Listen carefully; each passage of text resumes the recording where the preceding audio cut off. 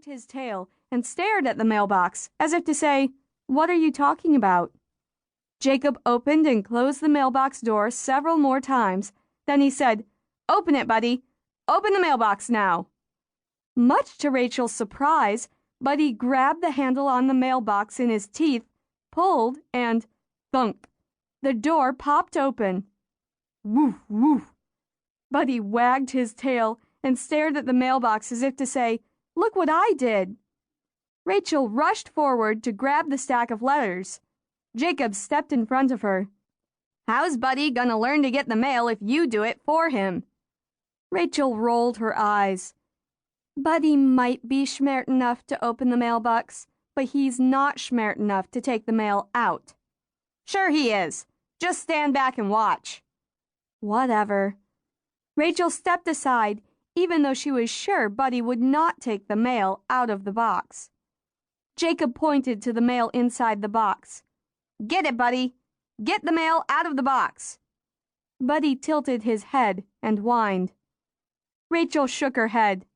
"He doesn't have a clue what you're talking about." "Okay, then. I'll try it another way." Jacob reached into the mailbox, picked up one of the letters, opened Buddy's mouth, and put the letter between the dog's teeth. "You're a good hound." He patted Buddy's head. Buddy whimpered and nuzzled Jacob's hand with his big nose.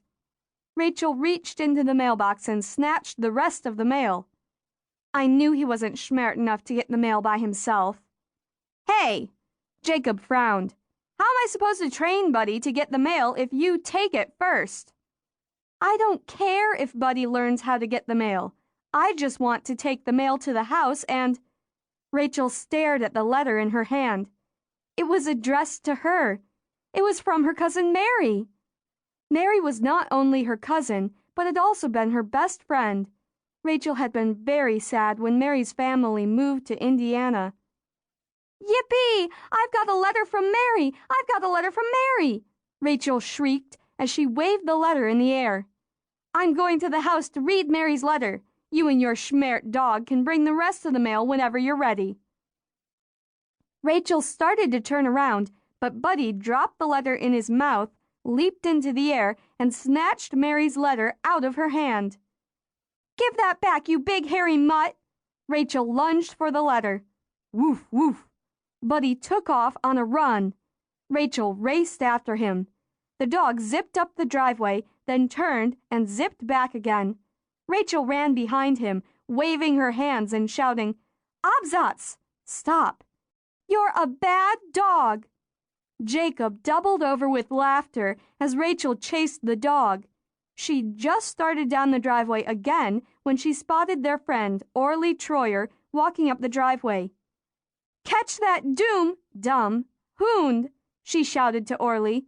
"Don't let him get away!" Orly cupped his hands around his mouth. "What?" he called. "I said—" Whoomph! Buddy plowed into Orly, knocking him to the ground. The letter flew out of Buddy's mouth. Yip, yip! Buddy tore across the field on the side of their property, yapping all the way. "Bad dog!" Rachel shouted. Jacob dashed after Buddy, waving his hands. "Come back here, Buddy! Come back here right now!" Rachel ran down the driveway and dropped to her knees beside Orly. "Are you all right? Buddy didn't hurt you, I hope." Orly shook his head. "Just knocked the wind out of me, that's all." He clambered to his feet and brushed the dirt from his trousers. "I think Buddy was excited to see me." "Maybe so, but I think the real reason Buddy plowed into you was because he stole a letter from me and was trying to get away." Rachel bent and snatched the letter Buddy had dropped. "It's from my cousin Mary in Indiana." "How'd the hound get your letter?" Orly asked. Rachel groaned. Jacob was trying to teach Buddy to get the mail. "Guess he needs to teach him to come when he's called." Orly chuckled as he pointed across the field. "Jacob's going to be tired by the time he catches Buddy." "You mean if he catches the hairy hound."